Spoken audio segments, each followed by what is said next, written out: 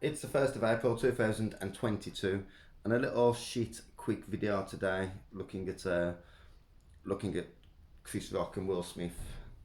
I mean, literally, Will Smith jumps on stage and gives Chris Rock a slap around the face for telling a joke that was pretty tame.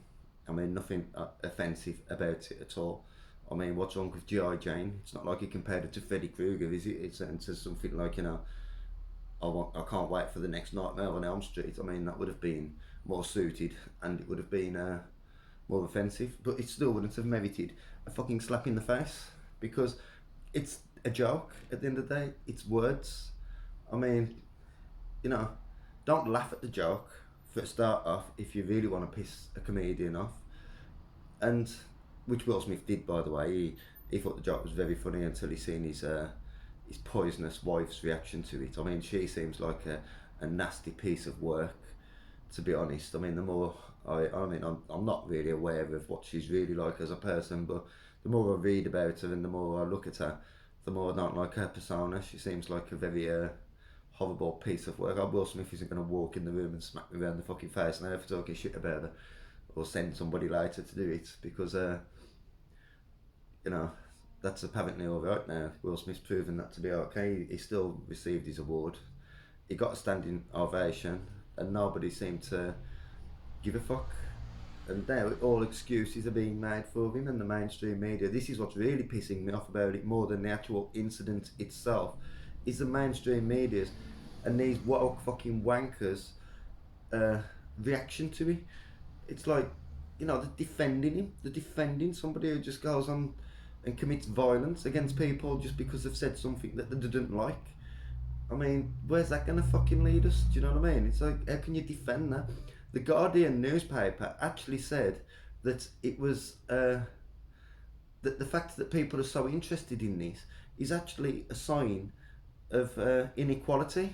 I mean, so also we wouldn't have been interested in if two white fucking people started scrapping on stage. Of course, it would have had a similar reaction.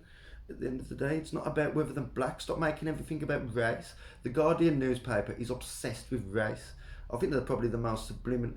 They're like these people who keep talking about it are probably the most racist people out the fucking lot. That's why they like to go around calling everybody else racist, because it's their fucking own thoughts and fucking trying to push on people. I mean, they might be racist against a different group of people or different. I mean, I look at it like, is society's racist? If you want to be really woke, why don't you look at fucking society and realise that there's a massive division in wealth between white people and black people, obviously. All that sort of shit's undeniable at the end of the day. So, if you want to really sort the world out, then make society less racist and, allow comedians to be a little bit controversial. I'm not saying a full-on racist, even though to me, freedom of speech is freedom of speech. You've either got it or you haven't. I mean, if you start saying this can't be said, that can't be said, and this can't be said because it's all racist, then where does it stop? I think the last few years has proved that. And I used to have videos on the internet that I made back in 2012. I mean, shit videos that I didn't really put much effort into it, but talking about internet censorship, because I knew that one day internet censorship, this was going to happen, because they started censoring me off the internet in about 2011 sort of times. I was starting to see that I was being slowly phased out, and then obviously they just shut my channel down one day. They got it down so I was getting less views, and then they just shut my fucking channel down. It's all about control. They like to control the flow of information. I mean, that's all it's about at the end of the day. It's just about fucking trying to control the way that people think. That's all censorship is at the end of the day. They don't like to let you hear any alternative argument. And that's a bit of a problem, because you should always be allowed to hear an alternative at the end of the day. If somebody's got nothing to hide, then they will hide nothing, aren't they? I mean, it's as simple as that, But the real reason that they keep saying that's racist and they keep connecting everything to racism is because it's a good way to make people not say things that they don't want to be said. And when I say they, I mean the establishment. And that's what they're doing now. But to try to justify a comedian jumping on stage and slapping another comedian across the face for telling a fucking joke is absolutely ridiculous. And Vishu Sunak he also defended Anthony Joshua. He's had a few. I mean, Anthony Joshua also defended him as well. He also defended Will Smith though as well. Anthony Joshua, a couple of people have defended him. Rishi Sunak. Rishi Sunak says he relates because that's how he feels or something. You know, he feels like doing. He gets offended if somebody tells a joke about his horrible missus as well.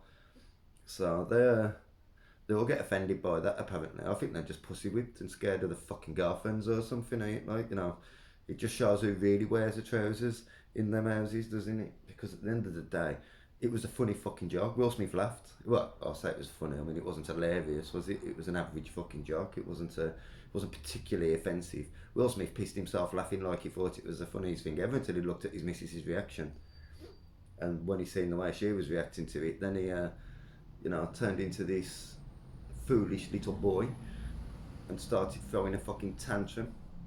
Even though Ricky Gervais has been said much worse things than that at the Oscars in the past. I mean, in all fairness, the organisers of the Oscars should probably thank Will Smith because, you know, if it wasn't for that, then nobody would have literally give a fuck about the Oscars. I mean, who gives a fuck? At the end of the day, it's pathetic. I mean, these people are narcissistic enough without giving them more reason to be narcissistic. But these are, like I say, these woke wankers trying to say that this was okay.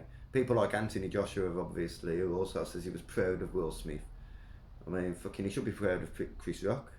Anthony Joshua should, because that slap would have probably knocked Anthony Joshua's spark out. Judging by his fucking performances in the boxing ring just recently. I mean, fucking Usyk absolutely fucking annihilated him. Made him look fucking... I mean, at the end of the fight, Anthony Joshua looked like he was going to fucking cry in pain. I mean, he looked in absolute agony.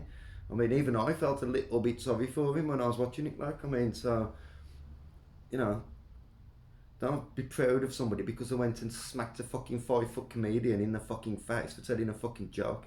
You stupid meathead. I mean, what a fucking idiot. I mean, encouraging violence like that. And he talks about, like, positivity and all this sort of shit, and then next thing you know, he's encouraging that sort of fucking violence to his young fan base, like it's okay. I know he's a boxer, at the end of the day he makes his money through violence, but that's organised violence. There's an agreement, you know, so that's up to them getting paid a lot of money for it. Well, Anthony Joshua's getting paid a lot of money for it. Not all boxers are getting paid a lot of money, because most of them actually aren't. I mean, but Anthony Joshua does. And that's why that violence is okay. There's an agreement before everybody goes into it knowing that when you go into that ring, you're going to get punched in the face. Chris Rock doesn't expect to go on stage and get punched in the face on stage just for telling a fucking lame little fucking joke. But like I say, The Guardian, the media in general, I mean, I think one of the newspapers, I think it might have been the Daily Mail, even said that public opinion sided with Will Smith. So stop trying to fucking manipulate the fucking truth. We all know that most of the fucking people that have got half a fucking brain and understand how society works don't agree with Will Smith. You can't do shit like that. I mean, that's a childish thing to do. You shouldn't have to tell an adult that. That's something that you should teach your children. But, you know, obviously everybody seems to have forgot. I'm going to leave it at that anyway. Thanks for watching. I'm out.